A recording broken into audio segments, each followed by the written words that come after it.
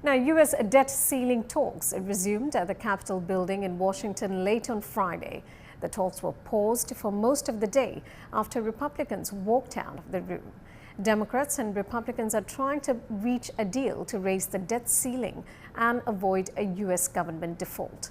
Jim Spellman reports. Negotiators are running out of time to raise the debt ceiling and head off a U.S. government default. President Joe Biden is in Japan for G7 meetings. Biden is cutting short his trip, canceling stops in Australia and Papua New Guinea. The White House tweeted a photo of Biden in Japan, consulting with his negotiating team over video link. Earlier this week, he hosted congressional leaders at the White House for debt ceiling talks.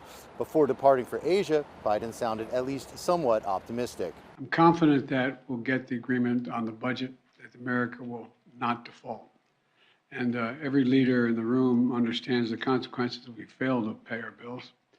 And it would be catastrophic for the American economy and the American people if we didn't pay our bills. The Republican Speaker of the House, Kevin McCarthy, is pressuring the White House to accept budget cuts in exchange for raising the debt ceiling.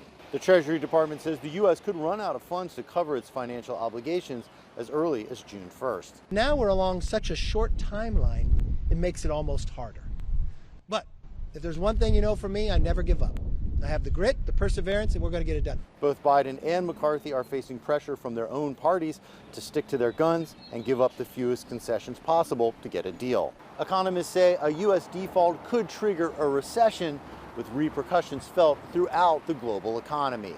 Jim Spellman, CGTN, Washington.